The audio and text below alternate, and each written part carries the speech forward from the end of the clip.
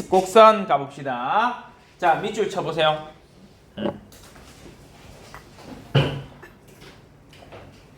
아이고.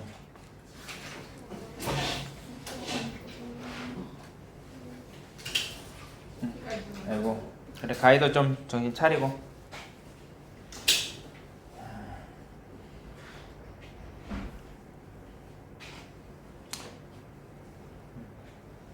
밑줄 치면서 들으면 야 벌써 9월 중순이다. 생각보다 빨리 간다 진짜. 곧 10월 되고 11월 되면 이제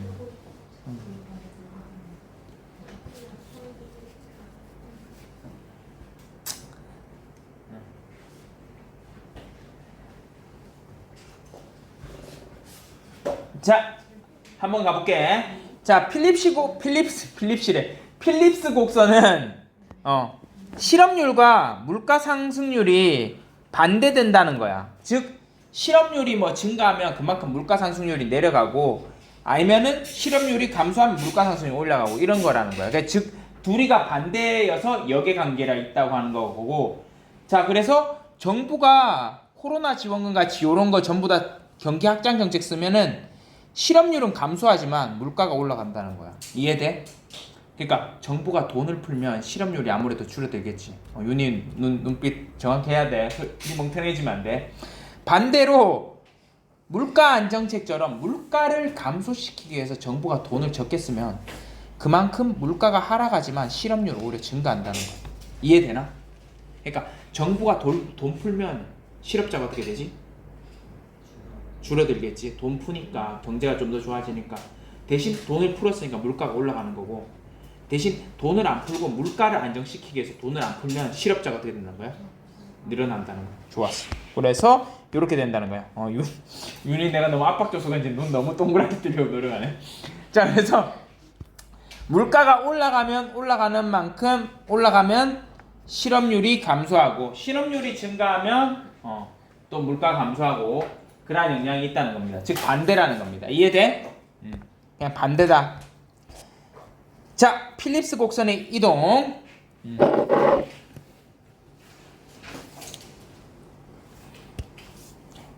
자, 원래는 두 개 다 반대인 게 원칙인데 모두 상승하는 거가 바로 스태그플레이션입니다. 즉 실업률도 상승하고 물가도 상승하고. 그러니까 스태그플레이션은 약간 반항아 기질이 있지, 그렇지? 그래서 얘는 뭐 아까 전에 원래 물가가 상승하면 그 다음에 그런 게 다 이해돼야 되는데 물가가 상승하면서도 얘는 또 실업률도 증가하니까 최악이지. 지금도 그렇잖아. 지금 생각보다 올해 초반에 지금 실업률 생각보다 높아졌을걸? 근데 물가는 계속 올라가지. 자 그리고 이렇게 될 경우에는 기존 필립스 곡선으로 설명되지 않아서 곡선 자체가 이동합니다. 곡선 자체가 이동합니다. 왜냐하면 곡선은 무조건 요런 기계인데 요렇게 이동하게 되는 거죠. 필립스 곡선이. 그래서 공급 충격은 가격을 상승시키고 결국 총 공급 곡선을 좌측으로 이동시킨다는 거네. 미안. 방향을 좀 잘못 그렸어. 즉 필립스 곡선이 좌측으로 이동시키면 미안. 진짜 다시 미안. 설명 잘못했어. 스태그플레이션은 곡선이 우측으로 가는 거다. 오케이? 그리고 가격 상승된 거는 좌측으로 간다는 거고 총 공급 곡선이 좌측이라는 거야. 그러니까 필립스 곡선 자체는 우측이야. 오케이? 요거 다시 그릴게. 미안. 필립스는 우측으로 가는 거고 우리가 왜 총수요 총공급 곡선 있잖아. 이거랑 상관없는 그게 좌측으로 간다는 건데 그것까지는 외우지 마. 그냥 그랬구나 이래 들어 대충 알겠지? 자 필립스 곡선이 우측으로 가는 경우에는 뭔가 자재값이 올라가는 겁니다. 그래서 실업률도 증가하고 그 다음에 원래 실업률이 증가하면은 그 다음에 물가라도 떨어지는데 실업률도 증가하고 물가도 올라버린다는 거지. 그리고 뭔가 자연재해나 고갈 같은 이러한 일이 벌어져가지고 역시 공급이 감소하니까 실업률도 증가하고 물가도 올라가고. 그래서 아니면 뭐 이렇게 보장 확대로 해서 예상 물가 상승이 높아진 경우나 이런 것도 우측으로 이동한다. 자, 1번 요거 하나밖에 없지? 풀어보자.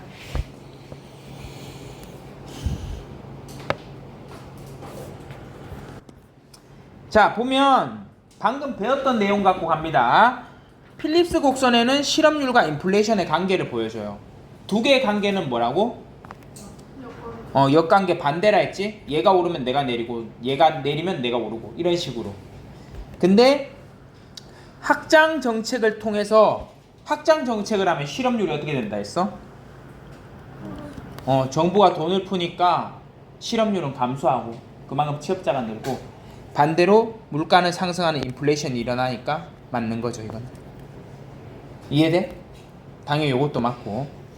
자, 원자재 가격이 상승했을 경우 실업률은 감소하지 않지만 인플레이션이 일어나는 거, 이게 뭐라고 했지? 스태그플레이션이죠. 그래서 실업률도 증가, 그 다음에 인플레이션도 증가하는 게 스태그플레이션이라 했습니다.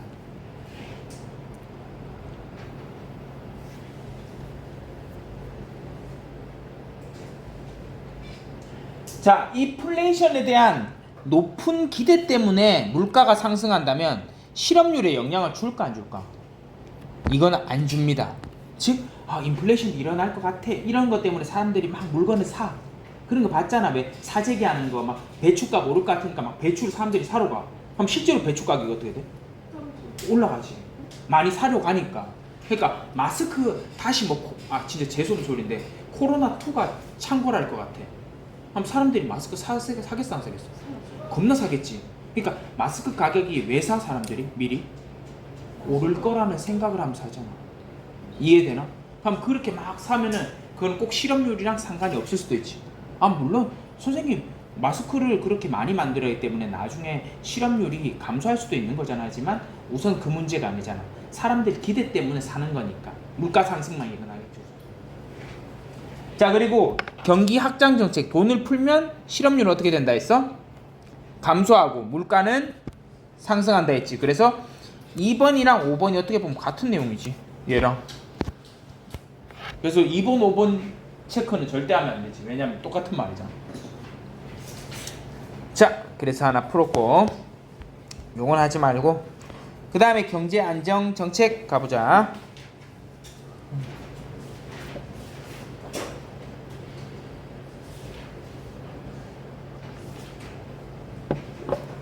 자, 경제가 너무 침체되거나 아니면 너무 인플레이션이 발생하는 거를 한국은행 자체가 싫어요. 아니, 대한민국 자체가 싫어요. 대부분의 국가들은 물가는 조금씩 오르다 안정하게 오르고 오르면서 그 다음에 조금씩 발전하는 걸 좋아해요. 한 물가가 떨어지는 걸 국가들이 좋아할까 싫어할까? 싫어해. 그게 신기하잖아. 우리는 물가가 싸지면 좋잖아. 근데 물가가 떨어지는 현상은 정말 무서워요. 왜냐면 대표적인 나라가 있거든. 일본. 그래서 너희 최근에 일본 여행 가면은 물가 싸다는 소리 들어봤어 안 들어봤어? 들어봤지. 근데 쌤이 한 10년 전만 해도 일본 가면 물가가 비싸다 그랬어. 근데 왜 지금 10년 지난 이때쯤에 일본이 물가가 싸다 그런지 알아? 물가가 안 올랐어. 정답이야. 일본은 물가가 오르지 않았어. 그래서 물가가, 내가 10년 전에 갔을 때 밀크티가 그 당시 때 뭐 1,400원, 1,500원 했는데 비싸다 생각했거든. 근데 지금 가도 똑같이 밀크티가 100엔이니까 오히려 더 싼 거야, 지금 환율 때문에. 그래서 요즘에 일본에 그렇게 사람들이 많이 갔고, 이유가 일본이 물가가 생각보다 안 올랐어. 그래서 일본 정부가 어떻게 했는지 알아? 물가가 안 오르니까 돈을 겁나 만들어서 풀었어. 왜냐면 돈을 많이 만들어서 풀면 경기 확장 정책이잖아.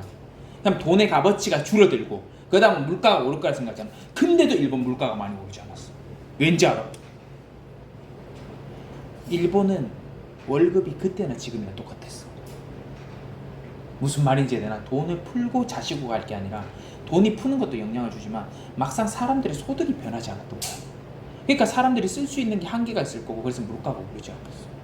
최근에 더 올리려고 해. 그래, 웬만한 국가들은 한 2% 정도로 물가를 계속 올리고 싶어요. 왜냐면 그래야지 어느 정도 성장하고 어느 정도 그게 반영이 되거든. 그래서 이런 거를 조율하려고 합니다. 그래서 너무 침체되거나 너무 인플레이션이 되는 거를 막기 위해서 정부나 중앙은행이 확장 정책을 하거나 아니면 긴축을 합니다. 지금 최근에 대한민국은 약간 긴축으로 들어갔죠.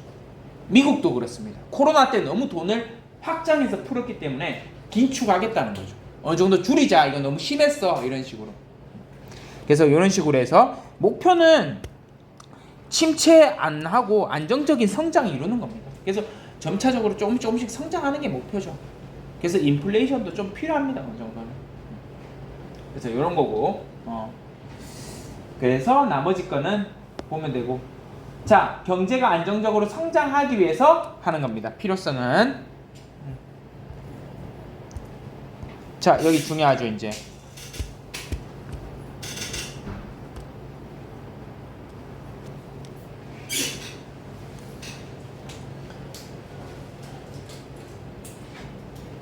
자, 가볼게. 경제가 침체되었어. 그러면 어떻게 해줘야 돼? 뭔가 확장시켜줘야지. 침체되어 있으니까 분위기 띄워줘야 되지. 그치? 자, 분위기 어떻게 하면 띄우냐? 첫 번째, 정부가 돈을 우선 많이 써주면 됩니다. 이해돼? 정부가 막 물건 많이 사줘. 그러면 기업들이 어떻게 하겠어? 돈 많이 벌겠지. 가면 또 종업원 많이 뽑을 거고, 종업원 많이 뽑으면 그 종업원들이 돈 쓰니까 또 기업들이 더 잘 될 거고. 그래서 정부 지출을 증가시킨다는 게 하나고, 그 다음에 조세 수입, 세금을 좀 적게 걷어야 됩니다. 세금을 너무 많이 걷어버리면 사람들이 돈 쓸 수 있어 없어? 없지. 그래서 세금을 줄이고, 마지막 통화량 증가, 즉 돈을 많이 풀어야 돼. 경제는 돈이 피야. 피를 많이 해야지 이게 공급이 잘 되는 거야. 그게 통화량 증가입니다. 자, 반대 갈게. 자, 경기가 가열됐어. 그러면 좀 긴축해야 되겠지. 지출 줄이고 조세를 많이 거두고 통화량을 줄여버립니다. 이해돼? 그 내용이고. 자, 그 다음 가보자. 자, 골디락스 이코노미인데 성장하는데 물가 상승이 하지 않는 거야. 근데 이건 쉽지가 않아. 성장하려면 물가 상승이 어느 정도 필요해.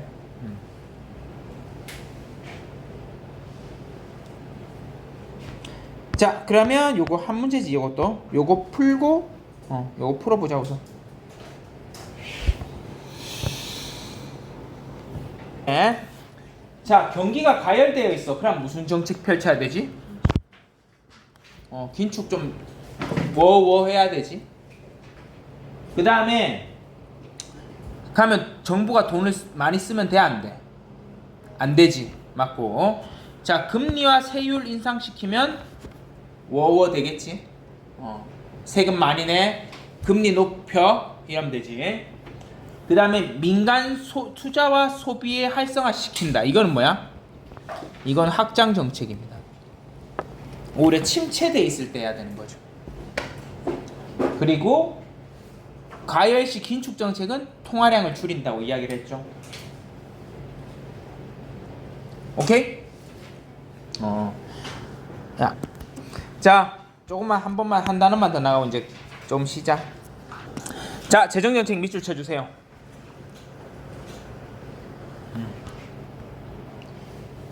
바로 설명 들어갈게. 재정정책은 정부가 지출과 세금을 조정한 겁니다. 방금 다 했던 내용이지. 그러니까 재정정책 지금 방금 나왔잖아. 뭐 세금 적게 거두고 세금 많이 거두고 그겁니다. 그래서 세입과 세출을 조절하는 거예요. 최근에 우리나라가 지금 올해 난리래. 왜냐면 생각들보다 기업들이 장사가 안 돼가지고 법인세를 못 냈대. 그러니까 삼성전자가 작년에 뭐 삼성전자나 SK하이닉스 이런 데가 막 4조 이렇게 법인세를 냈는데 뭐 4조인가. 쌤도 정확하는데. 근데 올해는 SK하이닉스 같은 경우에는 법인세 100원도 안 내요. 왠지 알아? 올해 적자거든, SK하이닉스가. 근데 문제가 뭐냐면 기업이 장사가 안 되니까 세금을 누군가 4조, 5조, 10조 이래 내줘야지. 그걸로 공무원 돌리고 뭐 지방 돌릴 거 아니야. 근데 기업이 돈을 못 내주니까 이게 안 되는 거야. 그리고 올해 또 문제가 뭐냐면 생각보다 부동산 거래가 없어. 그러다 보니까 부동산 세로도 거둘 수 있는 세금이 많이 없다는 거지. 그래서 지금 난리야 지금. 근데 딱 하나 오른 세금이 하나 있대. 소득세. 그래서 그런 평가도 많대. 이게 법인세는 약간 기업들이 많이 내는 세금이거든. 법인들이. 근데 법인세 많이 못 거르고 오히려 이거 너무 시민들의 주머니에서 돈을 뺏는 거 아니냐 이런데, 근데 그거는 약간 너무 비판적이지. 법인은 뭐 돈 안 내고 싶어서 장사 안 했나? 올해 경기가 안 좋은 거니까. 그래서 그런 걸 다 하는 게 재정정책이고, 자, 재정정책의 기능은 경제를 좀 안정화시키고 경제도 발전시키고 소득의 재분배도 합니다. 부자한테 돈을 좀 많이 걷어서 가난한 사람들에게 좀 지원해 주는 것도 있고, 그리고 자원을 좀 분배해 주는 것도 있죠. 이게 기능입니다. 됐어? 빨리 넘어갈게. 빨리 하고 시작. 자, 정부의 지출은 이미 했던 거야. 정부가 직접 물건 사는 거야. 탁상, 책상 이런 거. 오케이? 이 화장실 공사도 정부 지출이죠. 어떻게 보면 국가 예산으로 하는 거니까. 그럼 저기 화장실 만들면 거기 일하시는 분들이나 사업체들이 돈 벌겠지? 그런 겁니다. 이런 걸 하면 총수요를 증대시키는 거죠. 화장실 공사하시고 버신 돈으로 그걸 또 소비하실 거 아니야, 그렇지? 그래서 총수요가 늘어나면 그러면 이런 게 소득으로 이어진다는 거예요. 자, 이전 지출은 이건 뭐냐면 이거는 코로나 지원금이지.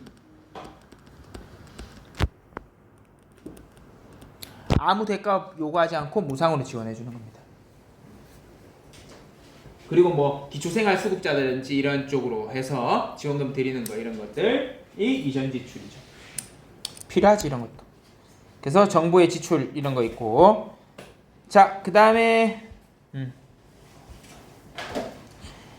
요거 그냥 간단히 보면 이거의 장점은 소득이 낮은 사람들에게 좀 소득 구매를 할 수 있게 해줘. 그렇잖아. 코로나 지원금, 뭐 기초생활수급자 이런 분들에게 지원해 주는 거는 아무래도 좀 이런 게 있고, 아 맞다, 코로나 다 같이 똑같이 나눠 좋지. 하면 좀 약간 저소득층 관련된 지원금. 근데 단점은 코로나 때 돈 나눠주면서도 나왔지만 이러면 정부가 부담이야. 왜냐면 돈을 너무 이런 식으로 공짜로 주다 보면은 정부가 부담이지. 됐어? 그 다음에 조세정책 미주죠.